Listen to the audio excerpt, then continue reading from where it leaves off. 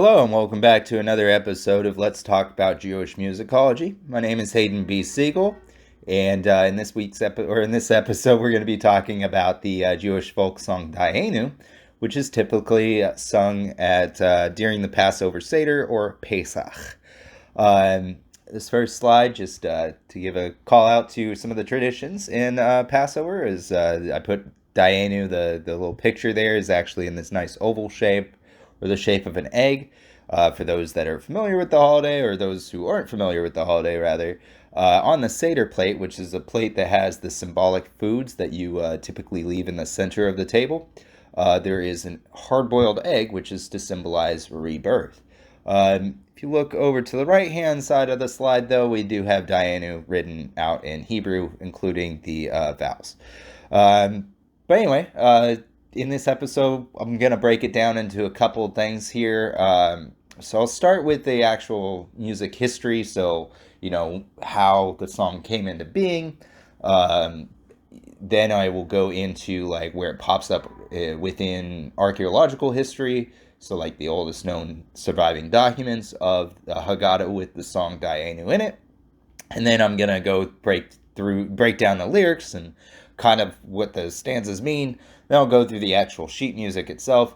And then finally, because Passover or Pesach is my favorite holiday, I have a very deep personal connection with this holiday, as well as there were some events that I went through about 3 years ago that honestly made it a very hard thing. It's one of the reasons why I celebrate this holiday, not just because I love it so much, but also out of spite.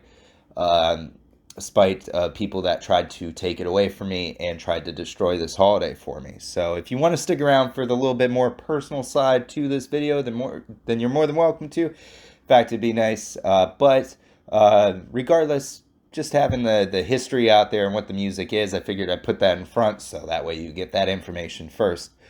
For those that are watching these videos and the couple new subscribers I have, thank you very much. This is actually just to touch, I guess, on the very end of the video. It's one of those things that helps heal the trauma that I went through, just talking about it, and then also having the great support from you, my viewers, as well as those that don't subscribe but do view every now and then, people from synagogue and so on and so forth. That's actually done a great deal in healing me over the last 3 years of dealing with what happened. So I thank you all very much for your support, and I hope that I'm still providing a decent resource for you, that for those that are curious about music history. Again, I think this is the only channel that does any Jewish music history that I can think of. I still occasionally try and peruse YouTube to see if there's anybody else that's doing videos on Jewish musicology. Still haven't found anything else, but there are some really great resources out there for just generally Jewish history, as well as Jewish thought, things that you might find in the Torah and Talmud. But in this series, I do focus primarily on just the history of our music.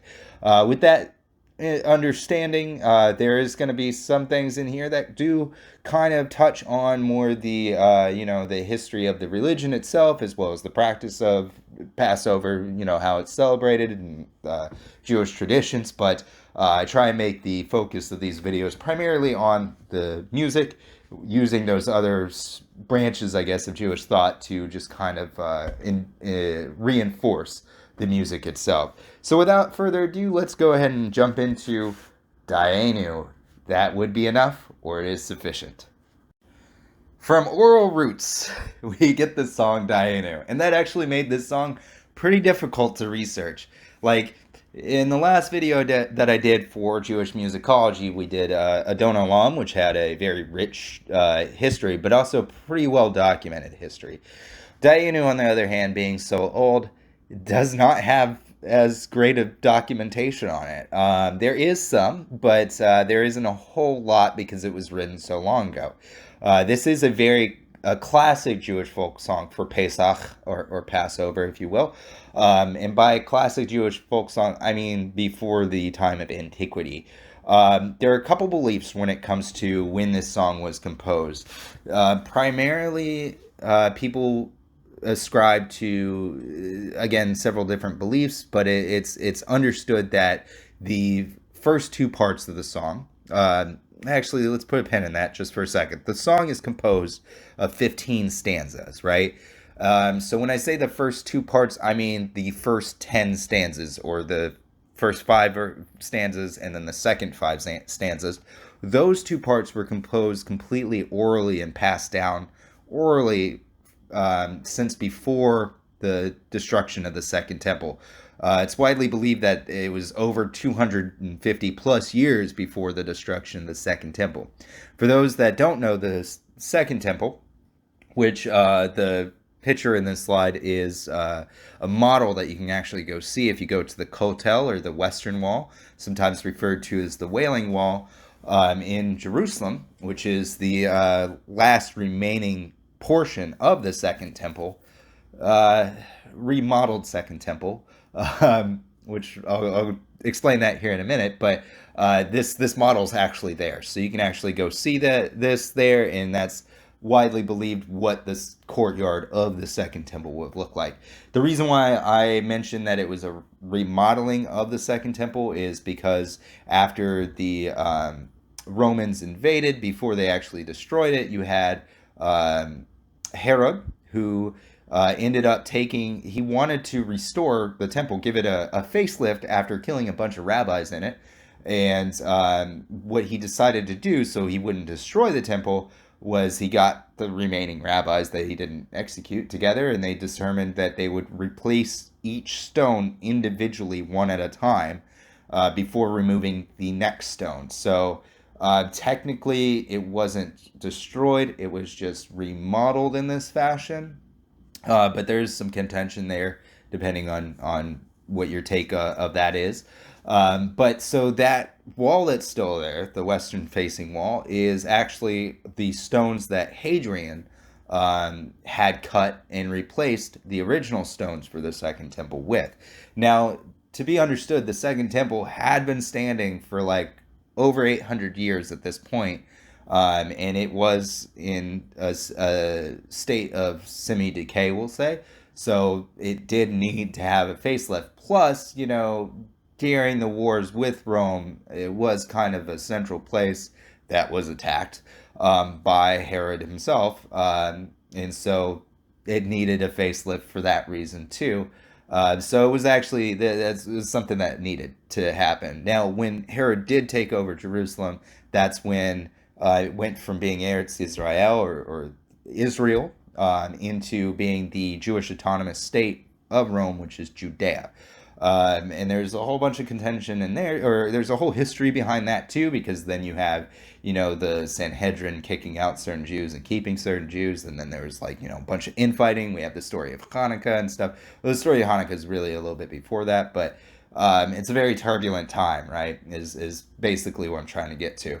But in any case, Dayenu itself was written before any of that. Now, most Jews, I would say, myself included, believe that the first 10 stanzas of this song were actually sang by the Israelites themselves after they left Egypt and after they crossed the Red Sea, and on each Pesach, each Passover, from receiving the Torah at Mount Sinai there onwards. So it makes it a very traditional Jewish folk song.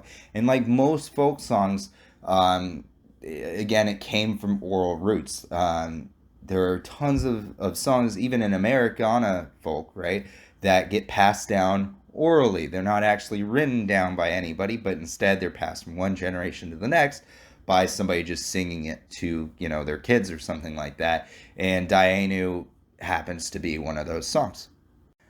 Now, what did I mean by the first couple of stanzas, or the first two parts of the song versus the last five stanzas? Well, so it was written, so it shall be. A famous quote from the movie The Ten Commandments with Charlton Heston. I actually really like that movie. I think it's great. It's like so corny and campy and over the top, but it's great for it. You gotta love it. And just a fun fact, I guess, about that movie is actually at that point in time, because there was the stereotype that Jews run Hollywood, thanks Mel Gibson. they actually wouldn't hire Jews to portray any Jewish stories in Hollywood.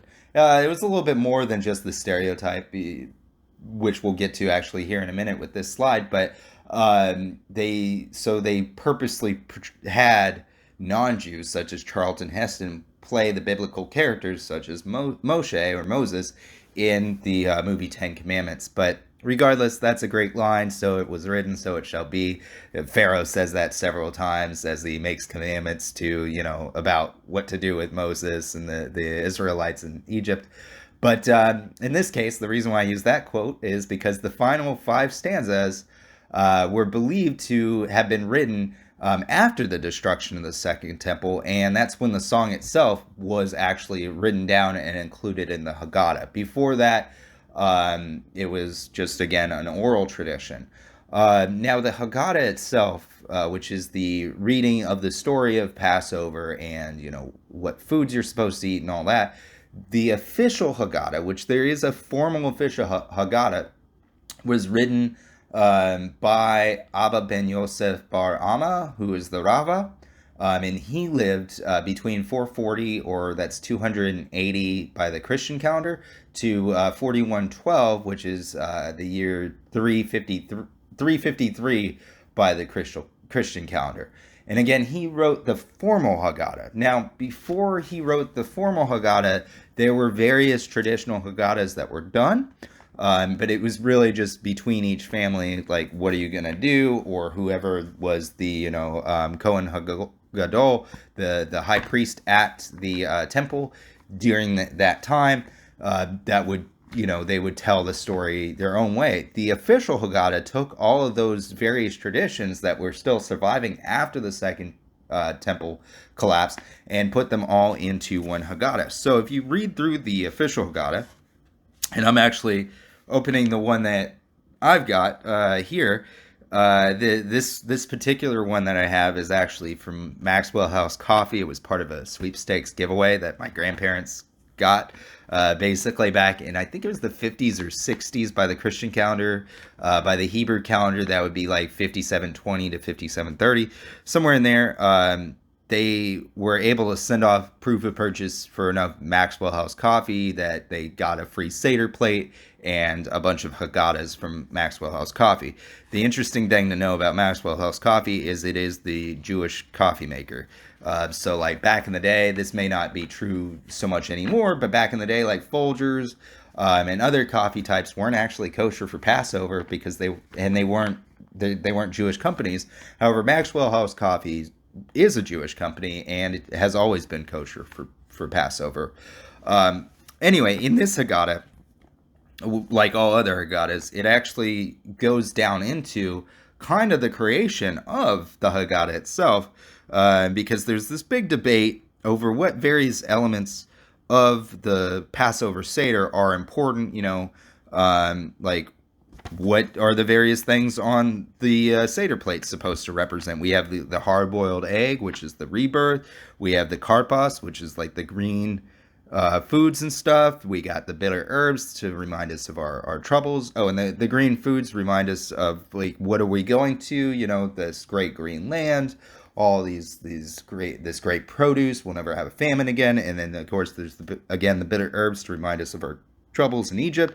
And then we have the charoset, which is supposed to be like the brick and mortar that we had made to make all the stuff there in Egypt, all the monuments and everything. And then there's the roasted shank bone, or the roasted bone. My Seder, I always do a rack of lamb, actually a couple racks of lamb, so I've always got a lamb bone, but you're traditionally supposed to use lamb for Passover Seder. But in any case, in the Haggadah, it even goes down into, who was debating when it was being created. We got, Rabbi Eliezer, Rabbi Joshua, Rabbi Eliezer. We got Rabbi Akiba and Rabbi Tarfon. And they're all talking in Bnei Barak, which is part of the modern-day state of Israel, as well as the ancient Eretz Israel, over, how are we going to keep the tradition of Passover alive, what parts of the story are super important. Like you have the 4 questions and all that fun stuff. So Abba ben Yosef bar Amma, I'm just going to say the Rava, he actually wrote all this down, compiled those arguments to create the first Haggadah, and then distributed it within the diaspora. And this was, of course, after the destruction of the Second Temple. This would have actually been after the Bar Kokhba revolt. So there was, at this point, like, no chance of getting back our homeland from Rome at that time, right? So depending on what your views of the state of Israel is, it would be either 2,000 years or it hasn't happened yet. But it was a great thing that the Rava had done by keeping that story alive. Now, as I said, the last 5 stanzas were created during this period of time and actually included in the Haggadah itself, which Dayenu is part of. And we'll kind of break down why those stanzas were created and what stands out about them here in a little bit. But that's when it actually got penned and written down. Now, there is a little bit of a contention over what the archaeological record of Dayenu is, because there's the oldest known Haggadah, if you actually deep dive and go searching, like really searching, is the Cairo Haggadah, which was written sometime around 4560 by the Hebrew calendar, which is about 800 by the Christian calendar. But the full, which only had parts of Dayenu in there. Like, there's only like a couple lines that survived because there's only a couple pages of the Cairo Haggadah that actually survived the test of time. Now, if you look at the photo on the left here, that is the Cairo Haggadah, right? The oldest full Haggadah that's still preserved is the Griffin Head Haggadah, which dates to about 4660, which is 900 by the Christian calendar, and that's the one on the right-hand side. Now, what's very interesting about both these is in the Cairo Haggadah, there's no pictographs at all. There's no pictures, right? But in the Griffin Head Haggadah, they do have pictures of things happening that are traditional to Passover. In this photo here on the right, we can see them making matzah, right? But they all have griffin heads because there's actually a prohibition against, making a portrait of something that God created, right? This is partially why I believe that in the art form of Expressionism, which came about in 5670, so like 1920, probably a little bit before that, more like 5660, 5650, so early 1900s essentially by the Christian calendar. You have the art movement of the Expressionists, and they did a whole bunch of abstract things. If you like Hans Hofmann or something like that, or Mark Rothko, all these Jews, many of them had converted to being non-Jewish, such as Mark Rothko was born Jewish but then converted to becoming an atheist. They still found their influence in painting something so abstract that you couldn't really pull away something that God had created. So they didn't do portraits of themselves or something like that. They focused on how the colors interact with each other, how this certain shape makes you feel or something like that, which I actually really like Expressionism. It's one of my favorite art forms. But so I believe, that's part of the reason why that was such a strong movement for Jews in the art scene, was because for centuries we don't, produce images of other Jews and such. Now, there's some give and take on that, if you get into more Eastern European traditions of Judaism with the Hasidim and stuff, they kind of rewrite some stuff, and they do have portraits of the Rebbe and stuff like that. And although the Hasidim do some really awesome stuff, like Chabad, for example, really does preserve a lot of wisdom, and they do support the community quite a bit. Not all their practices are completely accepted, but it wouldn't be Jewish without an argument over what you're supposed to do. So I'll leave it up to you, the viewer, to take that information with your discretion and interpret it however you want to. But at least back then, in the medieval age, that prohibition against, making a portrait of somebody was still enforced. And I'm pretty sure that in Islam, it's still equally enforced. There may be like a sect of the Muslims or something like that that do, portraits or whatever. But because of that, actually, one of my favorite Muslim artists is this guy, Hassan Moussaoudi from Iraq, and he does only calligraphy. I'd love to get him to commission a piece by him of doing like Hebrew calligraphy, but some of his Arabic calligraphy is really outstanding. And he's a nice guy too. I've talked to him, I met him. Very awesome artist, very down to earth dude, and he's actually very supportive of the Jewish people and or of the Jewish people and keeping our traditions with respect. I mean, he's got his own thing being a Muslim or whatnot, but it's just I've had some very fond and great conversations with that man. But so anyway, this is kind of like the oldest archaeological proof that we have of the song Dayenu being a Jewish folk song. Before this time, we know it existed because they talk about it, and we know that the Haggadah itself talks about, the Haggadah itself was written in Babylonia, but it talks about the Jerusalem Talmud, which was written in Israel. So we know it existed prior to this, and there is a belief that it existed all the way back to the time that the Israelites were wandering the desert. But for surviving documentation, this is really what we had, which kind of makes, doing this video a little bit more difficult than the Adon Olam video, because that video, there was solid documentation of when Adon Olam was created. So with all that information there, what does it mean? What's the purpose of the song? What does it mean? What's the purpose of the Haggadah?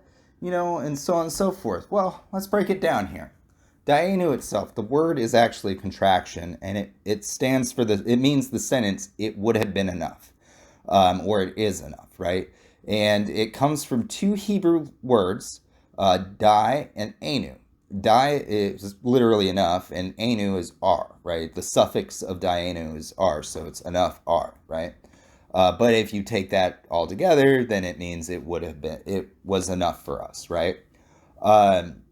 And just to point out, because the Haggadah was written in Babylonia by the Jews there after the destruction of the Second Temple, the song actually is in both Hebrew and Aramaic, right? So Aramaic was the language that the Jews had spoken after the destruction of the Second Temple. And really, anytime we were stuck in Babylonia, it was more so Aramaic, but we've always kept a tradition of specific Hebrew words. Like there's always been Hebrew within the dialogue of the Jewry, right? And then even today with the, I guess, the resurrection of modern Hebrew, that language, all the vocabulary was already there. So, or most of the vocabulary. Of course, there's newer stuff, like they didn't have televisia or television back when the Second Temple was around, or the First Temple. So that is a newer word. But the basis of the language, even modern Hebrew, is actual Hebrew with Aramaic loanwords. So same thing within Dayenu and the Haggadah. It's mostly in Hebrew, but there's a smattering of Aramaic in there too. Now, the theory, and this actually does support, again, the theory that the song was composed in two separate parts with an oral tradition and then a later on written tradition, because the Hebrew parts would be the first, 10 stanzas, with the more Aramaic loanwords finding their way in the last 5 stanzas, right? And within those stanzas, there is a refrain, which is technically the 15th stanza, but we'll get to that here in a minute, I guess. So the first 5 stanzas, right? What do those mean? Well, those are to symbolize the miracles in Egypt, right? Like, what did we see when we were in Egypt that was enough to reinforce our belief in God, Well, we had the first stanza, which is about our liberation from Egypt. That was enough. That was Dayenu. If we had just been liberated from this oppression, that would have been enough, But then the second stanza says, well, but there was also judgment upon our oppressors. And that would have been enough, just to have judgment upon those that take advantage of other people is enough. And then we have, the third stanza, destroying idolatry. It would have been enough just to disprove the other gods, But we also have the liberation and then the judgment and then the destroying of idolatry. That would have been enough. But then there's also the plague upon our oppressors. It would have been enough, if we were just proving that our God was the one God. It would have been enough, just to have judgment in I guess like a piece of paper that says, hey, you were wronged or whatever, and liberation. But to actually punish the oppressors, through a series of plagues, that would have been enough. But of course, it goes on from there. We have the turning over of the Egyptian wealth to the Israelites. When we left with riches.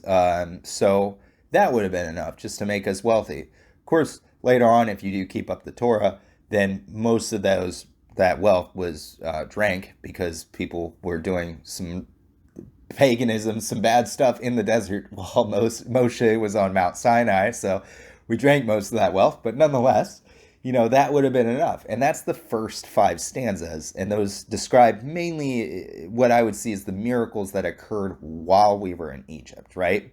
But then we have the second set of 5 stanzas, which is stanzas 6 through 10. And those refer to the miracles after leaving Egypt. So the period between the Shabbat when we left to the Shabbat when we were at the Red Sea, that's the first, or stanza 6, the splitting of the Red Sea, just to see that. And here in the photo, like I said, 10 Commandments, we got Charlton Heston there with the haircut and beard that I wish I had. One day, man, one day I'm going to look like that. But he's got his arms tossed up because in this portion of the movie, he's splitting the Red Sea. So just to see that would have been enough. But it would have been Dayenu, But not only did God split the Red Sea, but we walked on dry land, smooth dry land, too. That's another thing. Remember that it was not a rocky way for us as we passed over the Red Sea. We walked on dry land. And that would have been enough just to have, after such hardships and such travel, to just walk on a smooth path. That would have been enough. But God also drowned the pursuers, those that wanted to reoppress us, to take us back. Seeing that happen, that would have been enough, to see the waters close up upon them. But not just that. God also supplied our needs. That's Dayenu, just to have our needs supplied to us. And I'm not talking about like food needs, but, just generally our needs. Because the next stanza, the 10th stanza, is specifically calling out, the giving us of manna, some sort of food so we wouldn't be in a famine while we were crossing the desert. Just to have that would have been enough. It would have been Dayenu. But altogether, all of it was Dayenu. Now, the final 5 stanzas are where it becomes written into the Haggadah, and that is believed to really be, I guess, a later tradition of the song. And those call out to, what things we need to remember when we're in the diaspora. So specifically, these things are like things you should always keep with you to remember, hey, this is what being Jewish is. This is why we want to get out of the diaspora. And it was really widely believed, I guess, by musicologists that I've researched in doing this, that those stanzas were there to really hearken us back to the faith. So stanza 15, keeping the Shabbat. Shabbat for us as Jews is a holiday. Hey, I don't want to work on Friday nights or Saturdays. You know what I want to do? I want to go, go pray a little bit, meet the community. That's really the big thing about the going to synagogue is I have a great community. There are people I love to see every single week. This guy Jack Joseph sits behind me at synagogue every time, and that guy survived the Holocaust. I mean, and he's just such a warm and welcoming person, and to see him there every week is amazing. Somebody that went through that is still showing up, and still doing it, has even more faith, probably a little bit out of spite too, but just to have the Shabbat, it's a blessing. It's Dayenu. It would be enough just to have that. But not only that, we also have our time at Mount Sinai when we were forming the community, becoming ourselves as a community. Just to call back into the Shabbat thing, that's a very big, important part of being Jewish, is to be a member of this community. Not just like say that you're Jewish and never show up and never do anything, because that isn't Jewish, That's just you black-facing the Jewish community or being a poser, really. But if you do go to Shabbat and you're participating in the community, I don't care what level it is. I mean, at least you're participating in the community. At least you're doing this. And in fact, if you go by what the Jewish law is on the matter, you've got to at least show up from Yom Kippur. You can miss every other day, but Yom Kippur is when we do the who is Jewish, who isn't, is that happens on Yom Kippur. So, if you don't buy a ticket for Yom Kippur, which they will, the synagogue will make arrangements to make it cheaper for people that don't have money, because we can't take an actual census in Judaism. You're not supposed to count Jewish people, right? So what they do instead is they count who paid for a ticket. Back in the time of the temple, it was done through recording half shekels. So you would take a half shekel in and you would put it in, the coin collection bin or whatever, and then they would count how many half shekels they have. Now, in modern times, there has been a lot of contention over a census of the Jewish people, because people will cover, Yom Kippur tickets for other people. There are families that will buy their daughters or sons Yom Kippur ticket, and then their daughter and son doesn't show up to redeem it. So it's like you can't really count them if they don't redeem it, and yada, yada, yada. So we don't actually know how many Jewish people there are in the world. There are people out there that will go by unofficial censuses, and that's a really anti-Semitic ideology, actually, because you're abstracting Jews from the Jewish community, from our time at Mount Sinai, where we established what this community is, and that's why that specific thing is a blessing, is because it was our time at Mount Sinai that cemented us as a community, and not just as a community of former slaves either, but a community that is bigger than that. It wasn't, we should not, as Jewish people, take pride in victimhood, basically. Instead, we should take pride in creation, what we created as a community. Keeping the Shabbat sacred, having a synagogue that you can go talk to other Jewish people at. Those are the things that would be Dayenu. That would be enough, But to take pride in there was the Holocaust. I take pride in this awful period of time. Yeah, that's pretty awful, you shouldn't be prideful of that you endured something so awful. You should be prideful in that the family that you created after surviving that, you should take pride in continuing the faith after having survived that. That's what you should have pride in, not that, this terrible thing happened. So that would be Dayenu, right?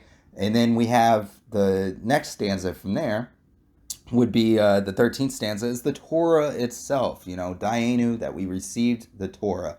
And the Torah is our law book. It gives us all the instructions of what it is to be Jewish, what it means, and what it means not to be Jewish, and what happens to people that may have been born into the Jewish religion, but then became an apostate and, for example, became a Reconstructionist, or I'll see it all the time, people that say they're atheist Jews or something like that. That's somebody that's very conflicted with who they are, because this is a community, just like any other community.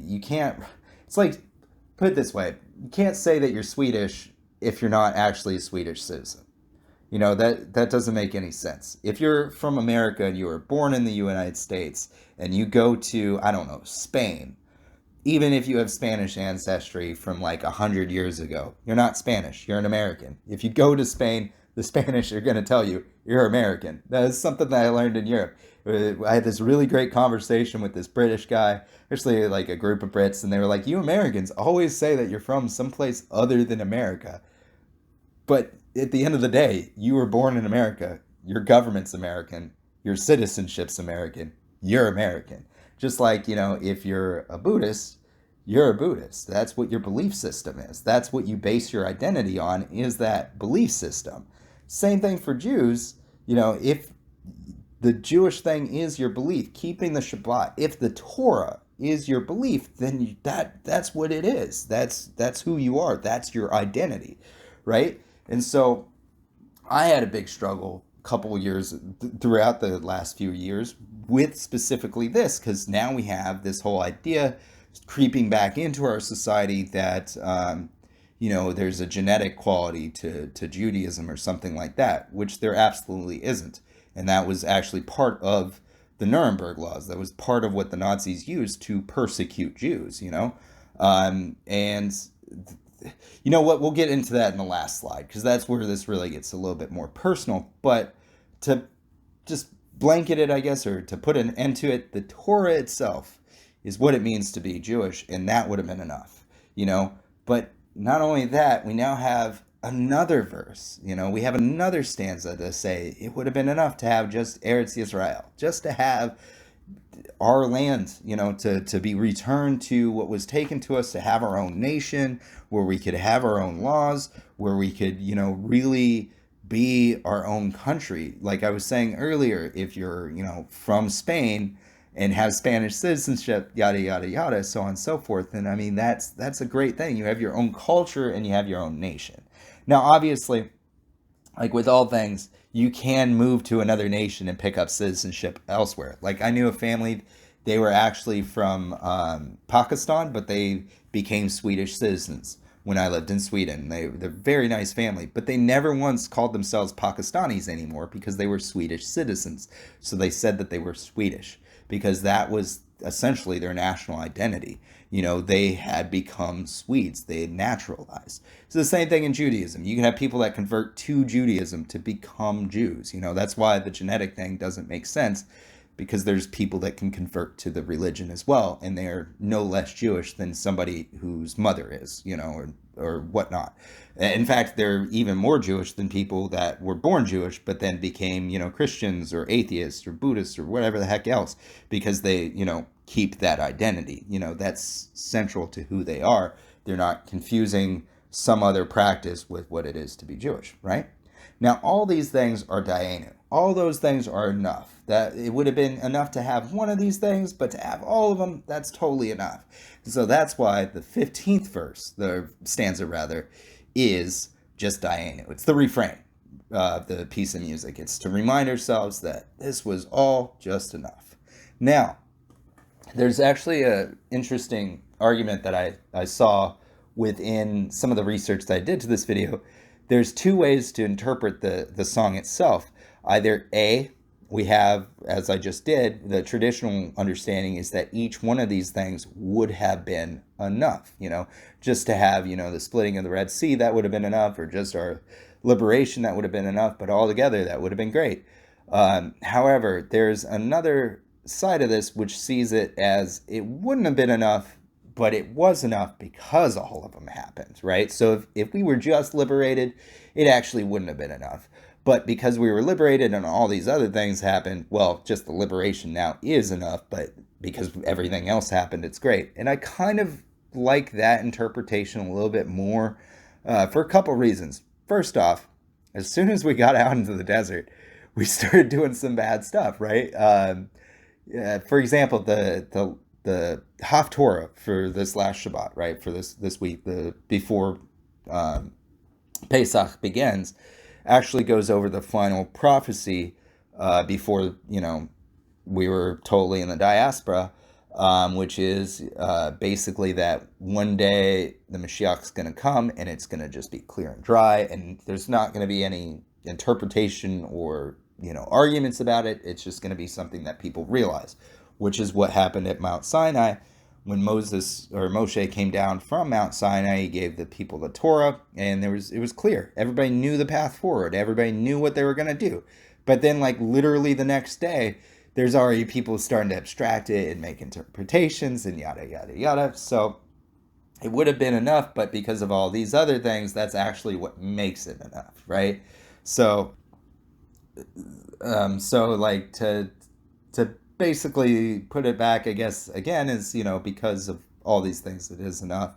And on a more personal note, for me, this holiday, I celebrate not just because I love it, but because, despite a lot of anti-Semitism out there, I'm still going to do this holiday, even though I may not have anybody to celebrate it with always, or I may so celebrate Pesach because people did try to take it away from me, so I cling to it stronger because of that. Um, and so for me, it wouldn't have been just enough to leave California, eh, but it was enough because I left California and all this other stuff happened, which I'll get more into that in the last slide, because I don't want to go into that in this one. But nonetheless, there's a couple of different interpretations of the song because, everything in Judaism has to be a debate. but uh, which is very true. And that's especially true on Passover because in the Haggadah itself, which I'm looking at right here in front of me, we have a debate between multiple rabbis. So I love that, it has multiple interpretations, but nonetheless, those are the lyrics and that's kind of what they stand for. So let's move into the music here itself. I didn't put bullet points on this. I decided just to leave up the actual sheet music. This is the most traditional version of the song. And with a lot of the older Jewish folk songs, there is actually written sheet music for it, or written notation for it, but they're kept in the cantillation marks. So if you've watched the video on cantillation, which I swear I've got to redo one of these days because I know I could do that video a lot better and do it actual justice. So one of these days I'm going to get around to redoing it. It's actually my favorite video, but we had a different form of musical notation. Sheet music, as you see here, was influenced a lot by Jewish culture and Jewish music, or by the Jewish music theory, but it was developed later on. And it does a little bit better of a job, I think, in portraying rhythms than what you would see in cantillation. But cantillation does a better job in portraying, like microtonal and versus semitonal music. So, it has a little bit more integration when it comes to melody, right? So you feel cantillation more than you would with actual sheet music. But regardless, this song Dayenu does actually have written music. That doesn't mean that people haven't, covered it and interpreted the sheet music differently. Of course, that does happen, but the traditional one's here, and it's written in 4/4, just in C. And as you can tell by looking at it, it's a very simple song. It's like the dreidel song, which I did a while back for Hanukkah. Like most folk songs, it's catchy and it's memorable. I mean, if you look at the refrain there, the chorus, da Dayenu, da Dayenu, da Dayenu, Dayenu, Dayenu. It's catchy, it's simple, it's not very complex, and so for that reason, it fits very well as a folk song. If you've got a song that has a lot of complexity when it comes to singing it, like the Kol Nidre, for example, it's a pretty complex piece of music.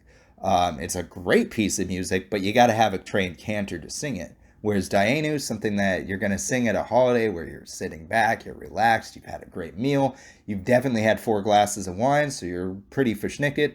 Verschnicket means drunk, for those that don't know Yiddish. So whenever you're pretty drunk and you're kind of relaxing and full, and then you've got kids at the table and stuff, it's easier to remember a much simpler song. And for the life of me, I can remember times we'd have 50 to 100 people at my grandparents' house for Seder, and those 50 to 100 people, we'd all love singing this song together. And the kids, when I was like 4 or 3 even, singing this song, to this day, I will probably go to my grave having that tune in my ear. Whereas, like, if I skipped going to synagogue for, I don't know, a couple of years or something like that, I probably wouldn't remember the melody for the Kol Nidre or something like that. Well, I might because I've been going for long enough, but you never know. Something, though, like Dayenu, it's so simple and catchy that it really does lend itself to being memorized very easily, like most folk songs. So outside of Jewish thought, if you look at just most folk songs, they're very simple songs. I think I've used this example before. I'll use it again as the song "The House of the Rising Sun." Right, very simple song. It's just in a minor key. It has like 4 chords to it, and it's a ascending progression. So it's up the minor scale to the minor 6. So 1, 3, 4, 6, and then so on and so forth. So it's really not that hard of a song, which allows it to be easily remembered. And so it's the same thing here. Making the song simpler means that it was easier to remember, and gave it longevity so that it existed today.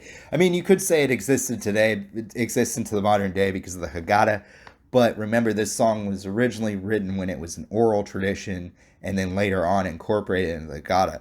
And so the reason why I believe that it would have lasted so long is because it was so catchy and simple that even outside Passover, people could sing it.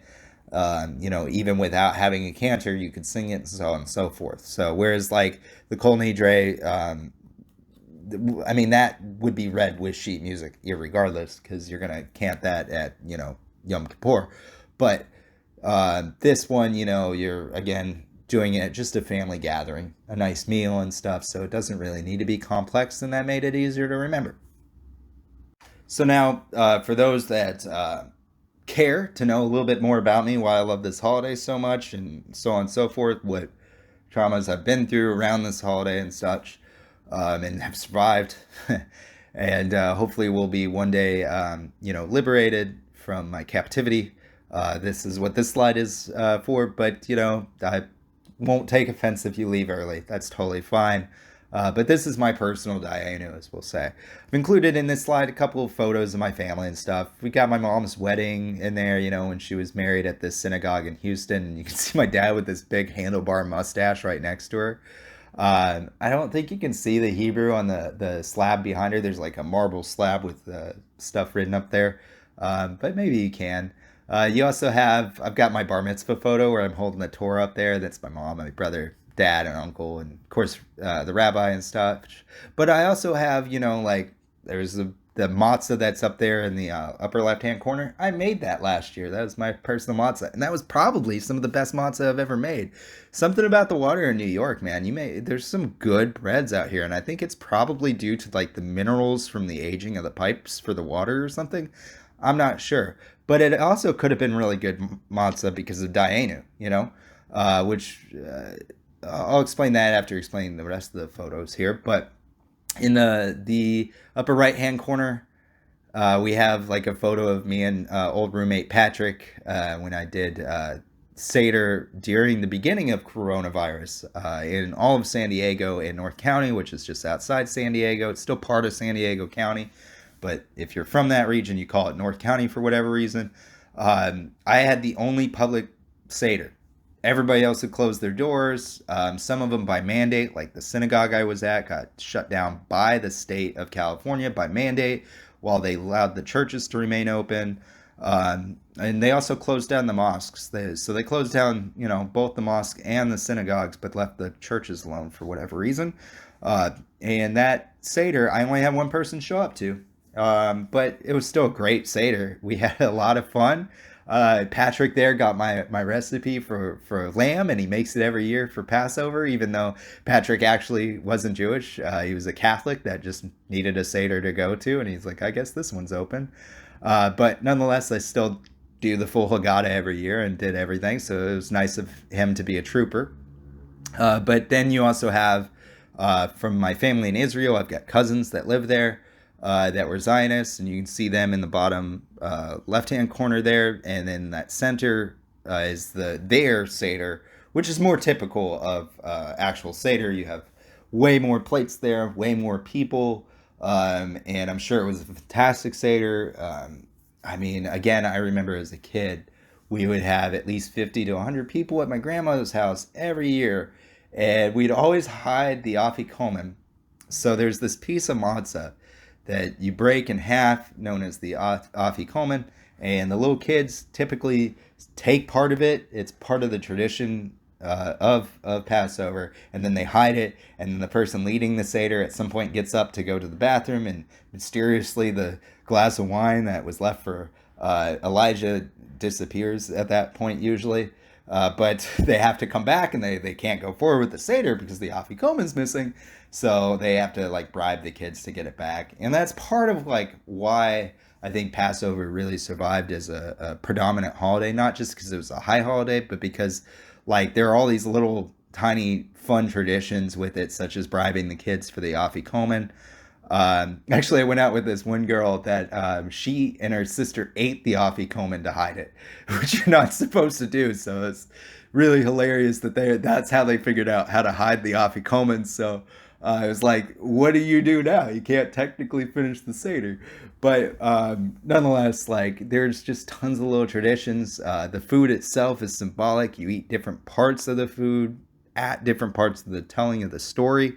Like there are other Jewish holidays with a lot of symbolism in food. So like Rosh Hashanah is one, but in Passover specifically, the food really narrates the story. So like when you're remembering, the tears that we cried in Egypt, you put the karpas, or typically I would use parsley in salt water and eat it to remind yourself of the tears. The bitter herbs remind you of like the torturous labor you did, and the charoset is like a mixture of like apples, walnut, brown sugar, cinnamon, and wine, and that's to remind yourself of making the mortar that you would use to bind bricks to build these monuments and stuff. So, plus you have 4 glasses of wine, and you can't. I mean, technically you can drink all 4 glasses at the beginning, but you got to have a glass of wine at 4 separate points during the Seder. So, that just having moments in the retelling of the story of Passover in the Haggadah that are reinforced through these traditions of eating specific things, I think that really like binds the holiday and makes it something that really stands out versus just having symbolic foods that you can eat all at once. It's like more like the foods themselves become part of the narrative rather than just, eating that specific food because it has this traditional meaning or something like that. And there, I mean, like out of all the holidays itself, Pesach has like a lot of little colloquial traditions that people do that are, I guess, very specific to that give it a longevity, right? So like Yemenite Jews will actually, as I found out recently, will dress up like they're, being liberated from captivity, like they're being freed, So having little traditions like that, really stand out. And that's part of the reason why I love this holiday, is that it does have a lot of like traditional interpretations while you're going through the Seder. But also, I mean, it was kind of like for American families, we have Thanksgiving, and that's when a lot of people get their families together. And this was kind of like my Thanksgiving because we'd have a big meal. I know like Christian families, they will do Christmas, and so that's their big thing. Having a Christmas ham, I think, is what or goose. Is it goose? I don't really know. I think goose is just Charles Dickens, but nonetheless, families will do a giant Christmas dinner or whatever, and that's like their moment to get together as a family. So it's a big holiday for them. Well, for me and for a lot of Jews, Passover is because this is like the holiday where we would all get together. You might have a big Rosh Hashanah dinner or something like that. There's definitely the break fast after Yom Kippur, but usually you do that with the synagogue because, you're so hungry by the time Yom Kippur ends and stuff. And those are big deals, but Pesach especially is where your family gets together, typically in most Jewish households, And so this holiday plays a huge, important part in my Jewish identity as well as my life. I've done a Seder every single year. Either it was hosted either by my grandparents or after they passed, my mother would do it. And then when I became an adult, I've done it every year. And sadly, like my family doesn't really get together as much as they used to do this. The cousins in Israel, as you can see, they do it every year. But if you look at my photo from my Seder, I was struggling to get people to show up. I mean, yeah, it was during COVID or whatever, but nonetheless, I do struggle with it, and it's especially important now for me to keep this holiday because 3 years ago, when I was living in California, on Passover, actually. So there were some incidents at work, right? I worked with this girl and a bunch of coworkers, and they picked on me for being Jewish pretty heavily. And the worst, though, was this girl because she was conflicted with her identity. Put it that way. She was a poser. She was an absolute poser. There's no other way to put it. She had a tattoo in Hebrew, and she was like, yeah, it's totally Jewish because my tattoo's in Hebrew. and if you're familiar with Judaism at all, you're not supposed to have tattoos. Like, you wouldn't get buried in a Jewish cemetery if you have a tattoo. They would put you, if anything, in a special section. And that's actually what happened to Larry David's mom, because she got a tattoo and he made an episode about it. So they buried her with the non-Jews and stuff, and he was all conflicted about that. But it wasn't just that, though. There were other things, and she was obviously like just hijacking my identity and spreading a lot of anti-Semitic ideology at work. One of those being that Jews are blood disease. Literally, her words were that Jews are a blood disease. And that's just scientific fact, Hayden. She also called me a bug.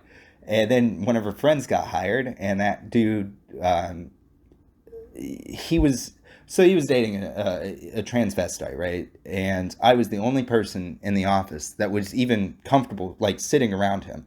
Nobody else would sit next to this guy. They moved him next to me.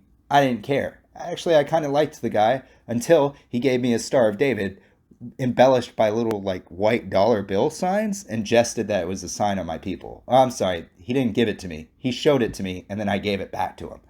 But, and to that guy's credit, he actually did recognize that he massively wronged me, and destroyed all those objects, apparently. But the other people in the office, they didn't. Like, I would go to work and people would call me inbred because I'm Jewish. And if you know anything about the Torah, like, you're not supposed, incest is completely forbidden. Actually, my Haftorah portion, my Torah parsha, Achrimot and Kiddushim, specifically covers who you can and can't sleep with, who you can and can't marry and stuff.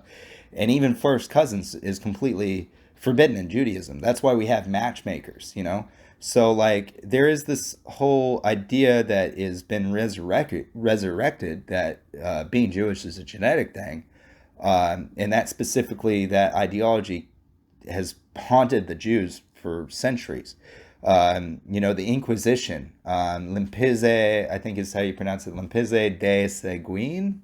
I might be mispronouncing that. My Latin's like non-existent. I don't really know Latin, but during the Inquisition, there was the whole ideology of the purity of the blood, and so they believed that Jews were impure, and so Catholics from the Inquisition would, try and purify their blood by keeping it within the family and such.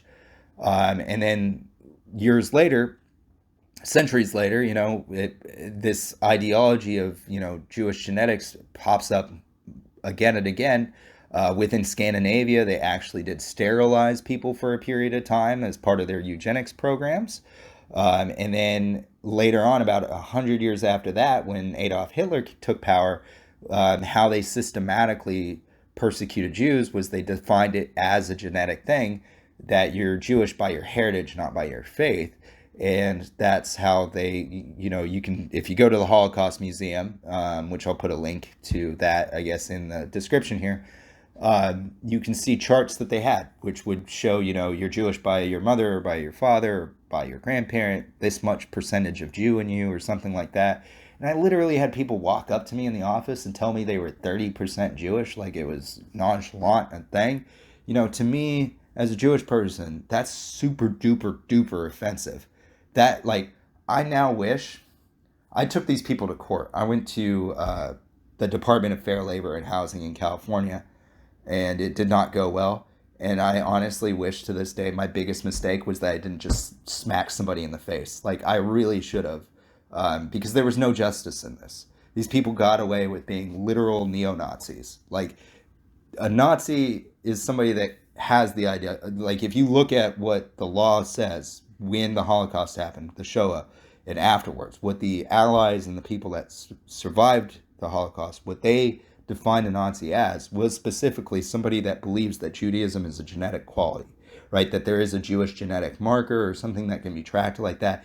They abstract it from the Torah completely. The Shabbat isn't important anymore. The Torah itself isn't important anymore. What your blood says about you is important. That's what the definition, if you look at the Potsdam Conference, would say, right? Now, neo-Nazis, by, Merriam-Webster's definition, is somebody that supports that ideology, right? So When I say neo-Nazis, I mean actual neo-Nazis. But these people, not only at work, would like call me inbred and a blood disease because I would do Passover.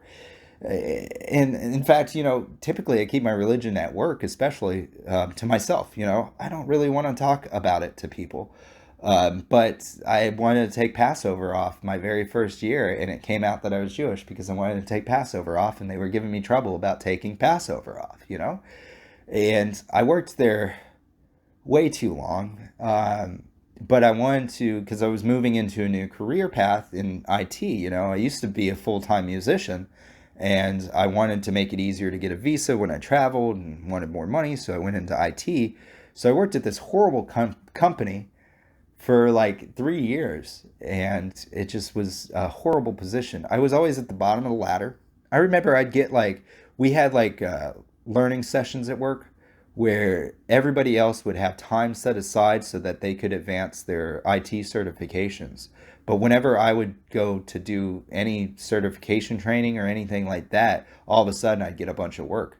And it actually came out during the hearing with the Department of Fair Housing and Labor, or Fair Housing and Employment in California, that one of my coworkers literally told me that they could make fun of me and could assign me all the work in the department because they knew they could get away with it, which is really what happened. So, like, it was just a really all-around bad experience. And, like, at one point, that girl with the tattoo, she came in from break. So the whole blood disease thing, actually, first, the blood disease thing, that was brought up by another coworker, and then she said she was 100% Jewish, and that, she knew it because she had, like, a genetic disease or something like that. And so obviously, because you're diseased or something like that, or she had a percent, like, there was a possibility of having that or something like that. So obviously, because you're equating Judaism to being a carrier of a genetic disease rather than to the Torah, that's pretty offensive. That's what the Nazis did. But she like came in and she said her grandmother was the one that taught her that. But she came in from a break and told me that she was calling the German embassy to get her grandmother's pension. So when her grandmother had passed away, she said, "Go after my pension." And if you're familiar with what a pension is, by the way, I'm a city employee here in New York, so I will vest and be entitled to a pension at one point. But a pension is something; it's a state-funded retirement plan. It's not a reparation. It's nothing like that. So, and Adolf Hitler himself was the person that created the German national pension plan. So, if you were going to have a pension, especially from that time, that means you were working for the Nazi Party. And when she told me that, I mean, that made it as clear as day for me. But, I didn't say anything until it was probably too late. I did eventually report all these people to HR, which HR's response to it was to get them all in a room together, tell them that I reported everybody, and then proceed to come up with a plan to get rid of me. But, it was just very hard to work in that environment where you literally have the granddaughter of somebody who was a member of the Nazi Party going around gloating and then telling people, Jews are a blood disease and, I can say all this. It was awful, right? And eventually she, exactly to the day, actually, so it was 101 days is the statute of limitations in the state of California. She comes around with this giant diamond ring on her finger, tells everybody that she got it from her grandmother who swallowed it during the Holocaust in a concentration camp. I just couldn't take it anymore because I knew the diamond ring, that's not a Jewish ring. If you look at any of the photos from the Holocaust Museum or if you go to the monuments, all Jewish rings are plain gold bands, without adornment. And that's for multiple reasons. First off, within the Gemara within Jewish law, they're supposed to be without adornment because it's very symbolic of what your love's supposed to be. It's eternal, without break, But if you're familiar with the history of the Holocaust, one of the things that came out during the Nuremberg trials was that the Nazis had a monopoly on the diamond exchange. And they had created the tradition of gifting diamond wedding and engagement rings to people, to each other, as a means to fund the Holocaust. So for that, they actually had to pay a reparation to the U.S. as well as I think it was France and Great Britain because they had interrupted their diamond trade by taking control of their diamond mines and so on and so forth. And then also the Swedes got a kickback off that too because they had interrupted like their banking procedures or something like that. So they got some reparations out of Germany for it too, if I remember correctly. But so she comes around with like literally what if it was her grandmother's ring, proof that her grandmother had not only like now worked for the Nazi Party, but also funded them by buying this ring. And I just couldn't take it anymore. So I told her to go to the Holocaust Museum and learn something because she was being super offensive. And this was, of course, after HR had discussed everything with them, with me. And then they waited. They waited like 2 whole weeks till Passover began and then fired me on Passover. I remember my boss's boss, my direct boss, he wasn't there. I'm pretty sure that my boss understood some little bit about this and just didn't want any part of it, so he like buggered off for the day. But my boss's boss pulls me into this little office, tries to have me sign a write-up blaming Jews for anti-Semitism, just in general. She's like, well, none of this would be a problem if you weren't so Jewish. None of this would have been a problem if you just worked on Passover or, worked on Shabbat every weekend, because they would always have me try to work on Saturdays too and such. None of this would be a problem if you were just normal and did Christmas like everybody else, Hayden.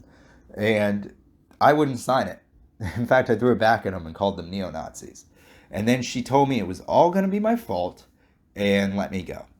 And then the very next day, my friend Nicholas almost gets lynched outside of Legoland by a bunch of neo-Nazis who worked on premise as a security guard. And that was right next to the headquarters of the company I worked at. And so these like neo-Nazis literally chased him down the road. And then the next day of Passover, an Israeli foreign exchange student gets pushed down an escalator in Fashion Valley Mall, which is part of North County. And then it just continued on like that for all of Passover. And this was 3 years ago.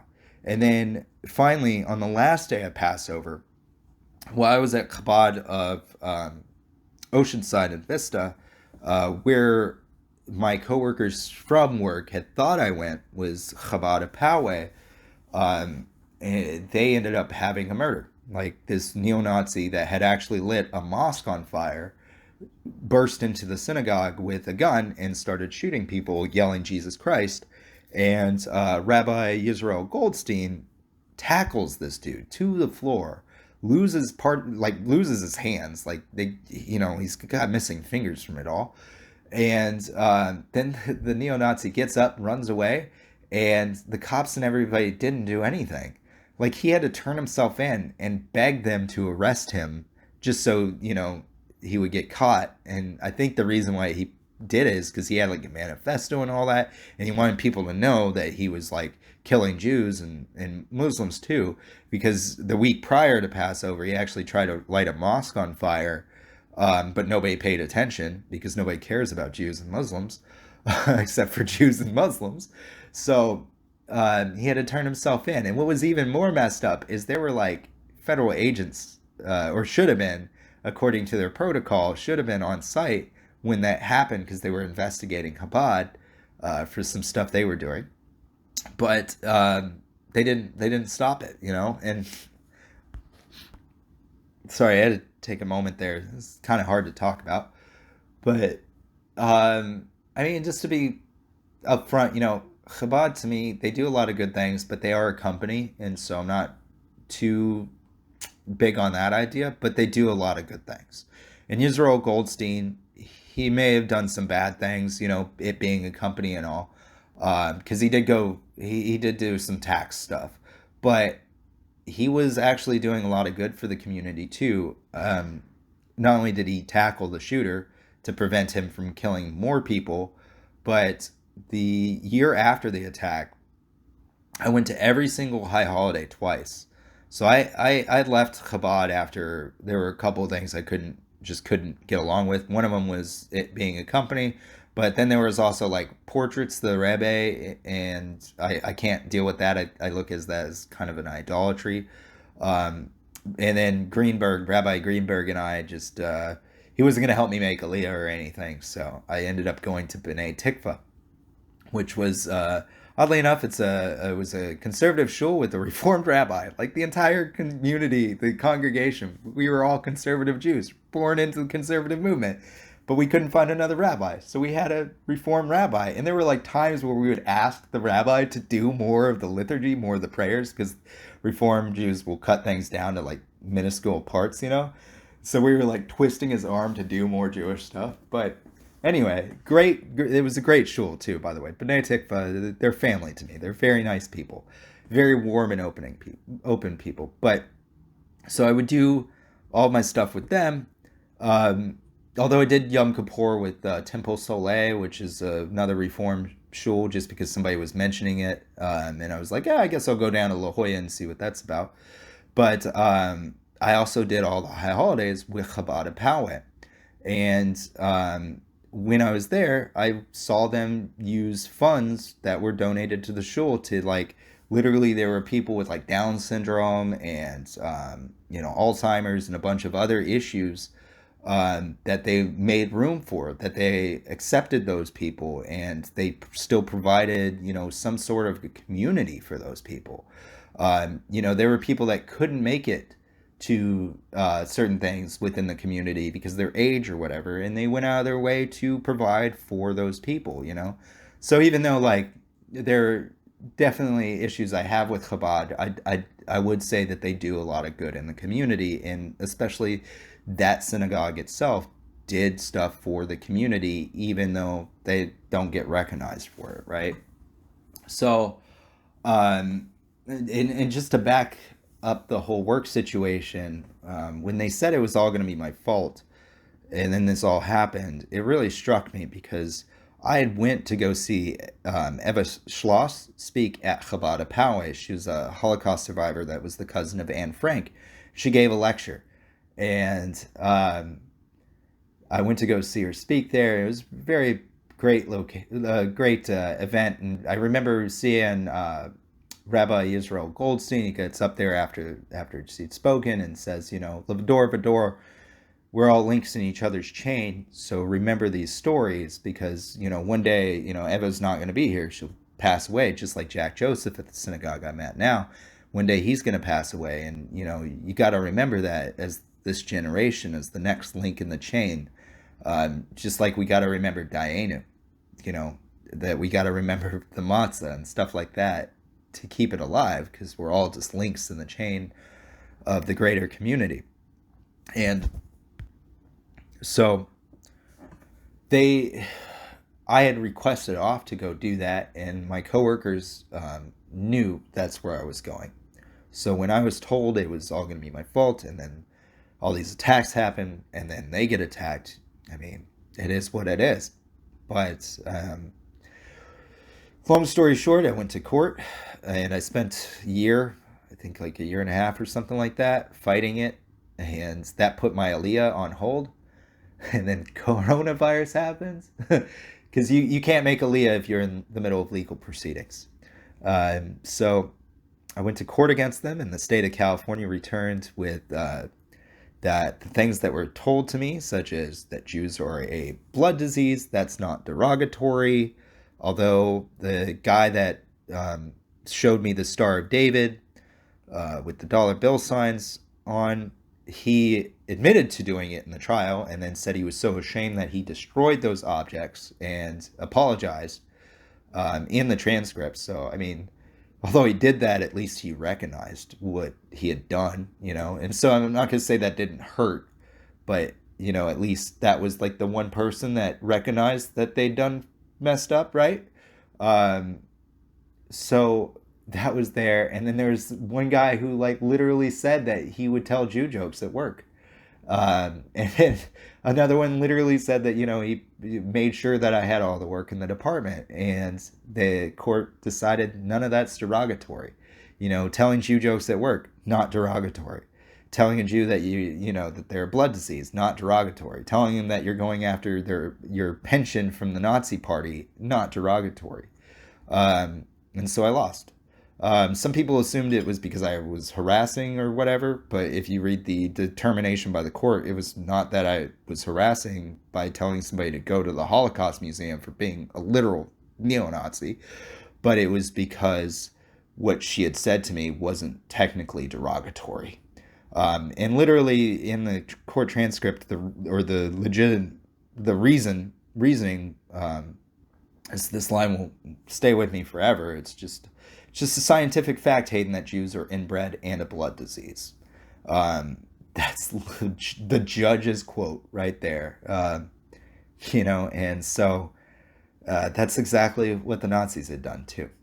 And then there was this big attack and everything, and so it's something I deal with to this day. I actually have PTSD from this. I have got irritable bowel syndrome from this because I have so much stress that it tears me apart. And so for that reason, I've also gotten a lot more strict over like what I would consider Jewish and not Jewish. And by keeping, the Torah and saying, a Jew is somebody that believes in the Torah, does Shabbat, practice these traditions. That's our identity, because you can't separate us from that. As soon as you do separate us from that, then all this other stuff comes. All this other anti-Semitism has a place, and it shouldn't have a place. So for all that, it really gave me a bit of an identity crisis, because here I am, an American Jew, living in a country that now has legitimately endorsed Nazism in California as well as other states. And so, and then on top of all that, then coronavirus happens, and as soon as I got the determination from the judge and stuff, I fled and went to Israel. There was some other stuff that was going on too, like in the middle of all this trial stuff, I actually did have like a motorcycle gang with like SS bolts on their helmets and stuff, come by the house, come by my synagogue. People were shooting 22s off in the air around the house and stuff. And Patrick, God bless him, had his friends from Mexico, from TJ, come up to do a ride by to make sure that those people wouldn't show up at the synagogue anymore. So it was just a very traumatic thing, and thank God for the Mexican people too for that, because they made sure that those knuckleheads wouldn't be in Carlsbad for at least a little bit. And so then I fly all the way over to Israel, and because of coronavirus, they tell me I have to come back, and that's how I ended up in New York. So, and then as soon as the coronavirus started to wane there for a little bit, I get a call back from the Jewish agency, and they're like, hey, let's do this whole Aliyah thing now. And then the coronavirus thing happens again, and everybody goes back down on lockdown, so the whole Aliyah thing goes off the rails again, and now I'm still stuck in New York, so it's been pretty rough. And so, like, last year's Passover was very difficult for me, because it was just me and one other Jewish guy, Avi, who is this guitar player, the one from Sukkot. If you go back into my videos, you can see. It was just me and him.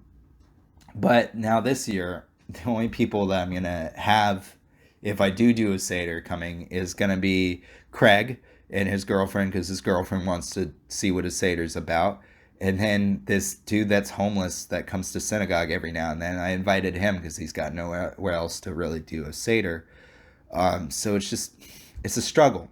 It's very sad, but I want to do it because it's my favorite holiday, and I don't want to say that those neo-Nazis won by taking this specific holiday away from me, by making what should be a moment that I envisioned myself being liberated from captivity, in turning it into a moment that affirms that I'm a captive, that affirms that I'm in a country that really doesn't allow me to freely practice my religion. I mean, I have to pay taxes to another religious community so that they can have federally a holiday for Christmas, for celebrating, what St. Nicholas did, which was enslaved the Jewish people, and take them into, Italy and the Ashkenaz to literally create what would become later on the Ashkenazim. That's what that holiday is about. and I understand that it's a great holiday for people, for Christian families, and more power to them. They like doing it and they see it as commercial. Way more power to them. I would never take that away. In fact, what I'd like to see happen is a floating holiday for Christmas. So instead of making it mandated that everybody has to do it, make it a floating holiday.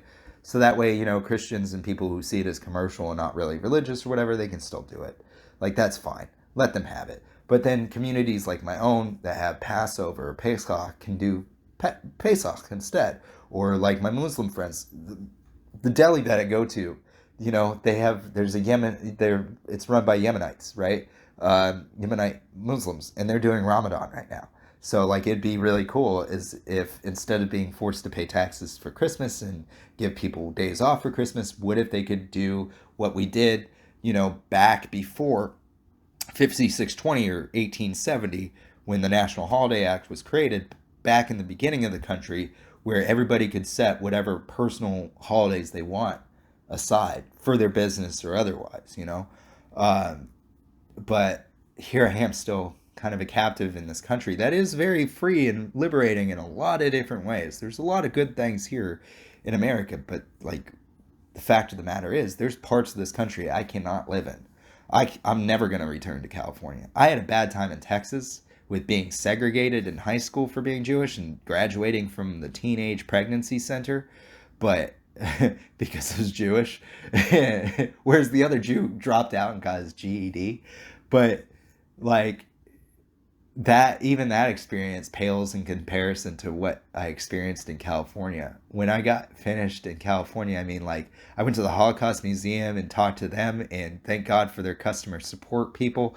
One of them put me in, like, shoes. I'm assuming it was she, I don't really know, but they ended up just talking to me via email and giving me grief counseling that way. And then they ended up, like, helping me get tapes from the Shoah Foundation, which a lot of Holocaust survivors were invited by Steven Spielberg to record their experiences in the Holocaust. So like she was like, hey, if this helps you, you can listen to them, because a lot of the experience that I had with being presented a Juden star, essentially a Star of David covered in dollar bill signs as a sign of my people, or being told I'm a disease and that's just science. That's stuff that Holocaust survivors went through, and there were people I just couldn't talk to about it. The first therapist I went through didn't understand any of it, actually the first two. And so it was hard finding resources and help. And like, just there are people that you gotta bottle it up around and you can't talk to them about it, And like to this day, it's something I fight and people just don't even care sometimes. I had this shirt that I made for this piece of legislation to have Jews added to the Civil Rights Act and Title VI and the Voting Rights Act, and nobody cared. I sent a letter to every Jewish federation in the U.S., and it just wasn't even a blip on the radar, I think. Like, because just people don't care. That was another thing, too, I should mention, is one of the reasons why I lost two is because technically Jews aren't, and other religious people, doesn't matter if you're a majority of the religion like a Christian, or if you're a minority religion like a Jew or a Muslim or a Hindu or a Sikh or whatever, they're not incorporated in the Civil Rights Act and Title VI, so they can technically do whatever they want to you. Like when it comes to employment, it's a little bit more strict, but for the segregation in Texas, like that's totally legal. Like they can segregate out Muslims and Jews from the greater populace all they want. And they can technically teach the same education that the Nazis had under the Nuremberg laws, that being Jewish comes with it a whole bunch of genetic diseases.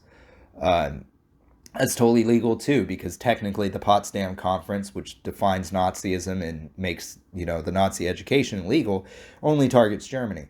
So since there is no civil rights protections, the only way to get that education out of schools would be for me to affirm that Judaism is a disease and then sue each school in the nation for disability discrimination, which is just outrageous, And just to point down on the Jewish genetic thing, for those that aren't aware,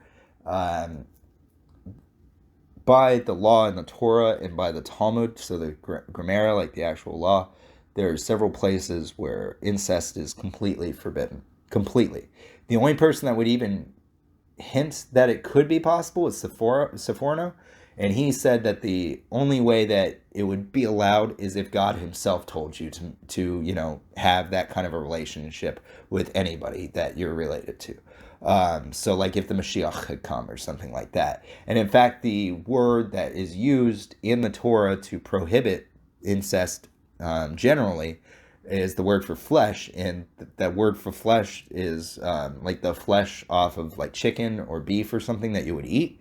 So the general, like the oldest interpretation, the like strictest interpretation would be that you can't actually have a relationship with anybody that you would regularly share meals with, because it would cause discord within the house and so on and so forth. So you would have to marry outside your community, which is why we had matchmakers, which there's that whole movie Fiddler on the Roof about the matchmaker, and why families like mine, Siegel, there's like branches of Siegel that come from all over Europe because my ancestors married into other Jewish communities in Europe that we weren't related to, that we didn't share food with. And then even today, like, so you can't get the law of return. You can't make Aliyah off a blood test. You can't go in there with your DNA being sampled and say, "Hey, I demand my law of return," because there's no blood quantity. There's no blood component to Judaism.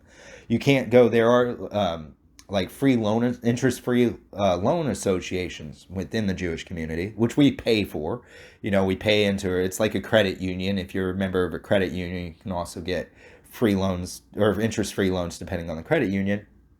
But same sort of thing. You can't go in there with a DNA test and say, hey, look, my DNA is 40% Jewish or 100% Jewish, because it's not recognized, And for those that do ascribe to that belief, that did go in, the other thing is the science behind it is based off self-reported voluntary data. And as the San Diego Jewish Federation found out, they were dropping non-Jews from those studies. So only the people that said that they were Jewish were recorded. And out of those people, many of them weren't Jewish, recognized as Jewish. So like those people that would have volunteered, if they are Jewish, what that tells me, as somebody that does understand that this is part of my Torah Parsha, it tells me that your ancestry were probably pagans that converted to Judaism because they didn't adhere to the Jewish law against the prohibition against incest. But then on top of that, the Jewish Federation of San Francisco had did a study where they sent ballots to like everybody in greater San Francisco area, and out of the ballots that were turned in, those people that volunteered that they were Jewish, only like under 20% actually were like members of the community and so on and so forth. So you had a lot of people that were actually atheists, or you had a lot of messianics, which are Christians, that would say that they're Jews and so on and so forth.